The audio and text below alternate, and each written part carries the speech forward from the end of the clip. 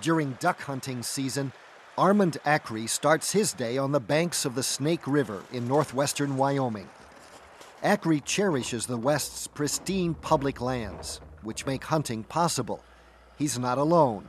Last year, when Congress proposed a series of bills to sell off public lands, Acri helped lead other hunters and anglers in a campaign to shoot down those proposals. Issues certainly for sportsmen and a lot of people that not even necessarily hunter or fisher, that understood the basic idea that if we keep selling off a portion of our land, then eventually we're going to end up with nothing.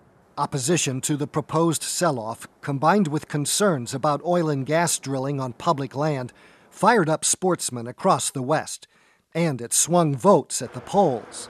In Wyoming last November, Democratic challenger Gary Trauner capitalized on the outcry over selling and drilling public lands in his bid to unseat six-term Republican incumbent Barbara Cuban. He lost by less than 1% of the vote.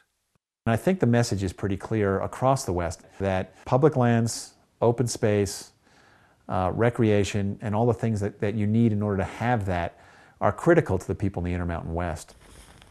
Wyoming native Dustin Child runs a hunting camp in the Wyoming Range, an area prized by hunters and anglers for abundant wildlife and solitude. And his concern that oil and gas drilling could destroy that roadless area swung his vote against Cuban. Several of the people that I've talked to that are registered Republicans, friends of mine, neighbors, I know voted Trauner's way because of his stand on the Wyoming Range. In contrast, Republican candidates who embraced conservation issues, such as protecting the Wyoming Range, rejecting the controversial land sales, and creating a state trust fund to pay for wildlife projects, fared better at the polls. People of one party will vote for a candidate of the other, at least in part based on their agreement on public lands recreation and public lands management. A desire to see large blocks of roadless lands, such as the Wyoming Range, preserved for future generations may require adding another color to the political landscape.